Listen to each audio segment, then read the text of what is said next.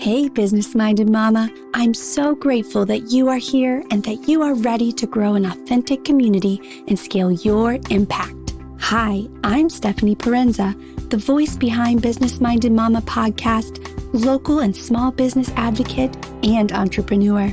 I've created this community because I want to help business-minded mamas like you build your dream business by finding your authentic community and gaining control and clarity on the financial aspects of your business by managing your own books. Now, let's tap into your own potential.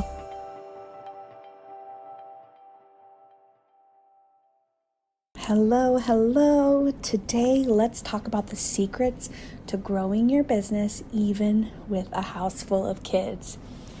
We all know that being a work-from-home mom can be difficult, depending on if your kids are at home with you full-time while you're trying to work, or whether or not they get to go to a preschool or daycare for a little bit of it, or even if they go full-time. Finding the right mix and balance to get everything done with motherhood and business can be difficult. So today I specifically want to talk about what you can do if you are trying to work from home and your kids are there at the same exact time, or you have very limited time when they are gone. What it really comes down to, and I did not always work this way. This is something I've really been working on the last couple of years, and it's made a huge difference, is to set your boundaries by time blocking. So you need to be prepared. You need to have a plan of action for your week. And I recommend you doing that on a Saturday or Sunday before the week has even started. Taking 30 minutes, if even that an hour, when your kids are content, when they're napping, when they're playing by themselves. Take the time each weekend to plan out your week, knowing exactly when you'll have time to work, when you'll have time for your kids, when you need to do family time, when you need to be this or, this place or that place, will really set you up for success. And so time blocking, I'm not going to dive too deep. I've learned a lot from Chelsi Jo, who does Systemize Your Biz and Systemize Your Life.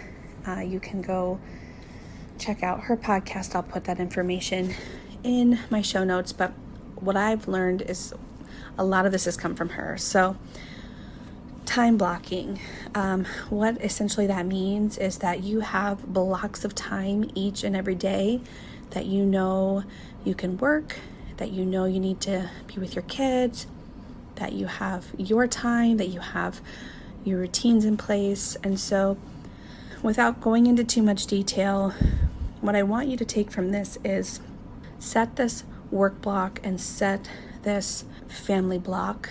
And the work blocks may need to come during nap time, maybe early mornings, late nights. Perhaps you're able to outsource a little help, a babysitter for a couple hours a day or a couple times a week, or maybe your kids go to part-time preschool. Whatever it may be, figure out how you can get a work block. And I think that most of you as driven entrepreneurs will find that time, as hard as it is as mothers, you will find the time. And so set these blocks up, know exactly how many hours you have in that block. Obviously, if you're using nap time, this can vary. So all I'll say to you is estimate what that time is going to be and give yourself, your child, the grace and just knowing that it may not go as planned, and that's okay. We'll shift all of the things that don't get done to the next work block. So the other things that are important when you are doing these time blocks, when you have your work time block, make sure you are using that time that you have to its fullest. That means silence your phone, turn off your notifications, put it in a different room, whatever it may be. Have no distractions. Don't have online shopping up on your browser.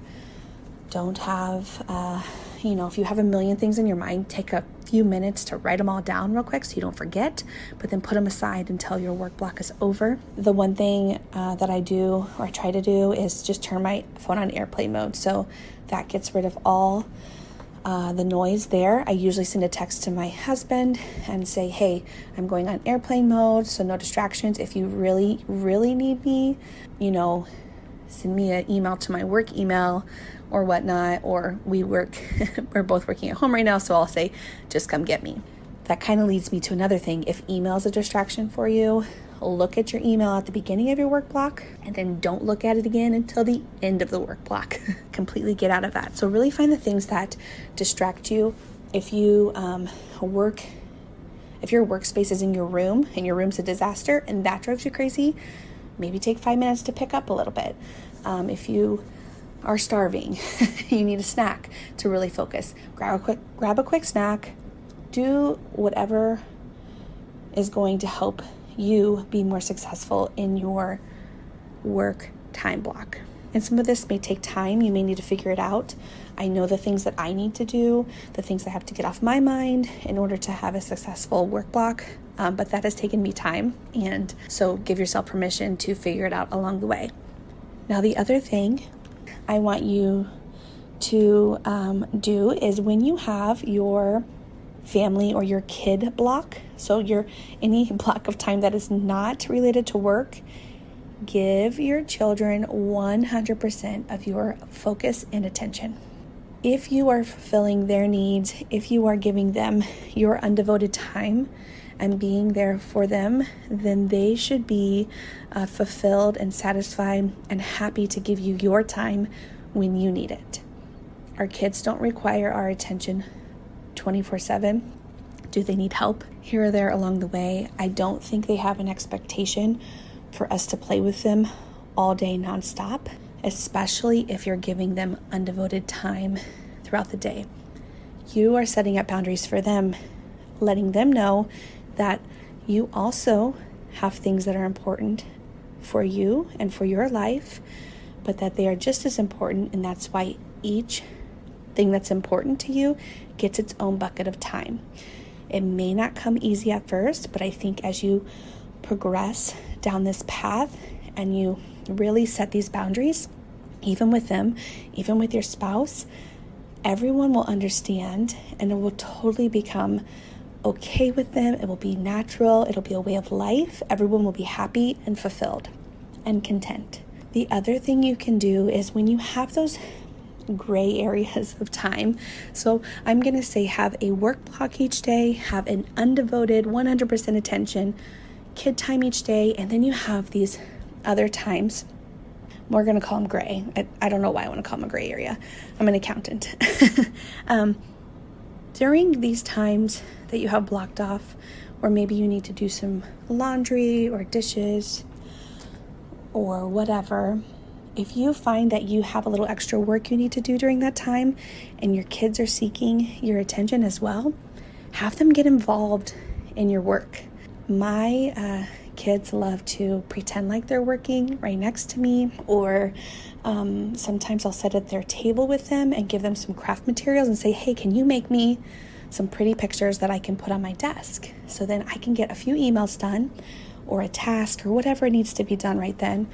I can do that while they're doing their little craft or while they're typing on a pretend keyboard, whatever it is. Get them involved. Is there something they can do to help you? Because honestly, I think my kids get super excited when I ask them for help. They want to be involved. They just want to be with you. They just want your time. And if you've already given them their undevoted time, their devoted time, that 100% focus, they should be okay with you kind of going back and forth during this other time. Well, I hope this is helpful. Really, the keys are time block, have a work time where you are devoted to your work, have a kid time where you're devoted to your kids, and then any of the extra fluff that needs to take place, get them involved or save it for the next day. Every day is going to be different when you're working from home with a bunch of kids. So knowing that Some days are not going to be as perfect as you hope is very important in this process of learning to work at home and to grow your business while you have all the kids running around. And yes, if you really want to deep dive more into this time blocking and systemizing your life or your business, definitely go to my show notes. I'll put Chelsi Jo's information in there. She has been wonderful. I have learned so much from her. She also runs a free Facebook group if you're not wanting to commit to working with her or doing her course or being a part of her academy. Go check out her free Facebook group and learn more there. It's been a game changer for me. And with that is the end of today's episode, and I will see you all next time. Did you like what you heard on today's podcast? Or do you know a business-minded mama that could benefit from hearing this? Take a screenshot and share this with your community. And don't forget to give me a review. Want to chat more? Find me on Facebook in the Business Minded Mama Facebook page, or on Instagram at Mrs. and Sis, or through my website, www.businessmindedmama.com.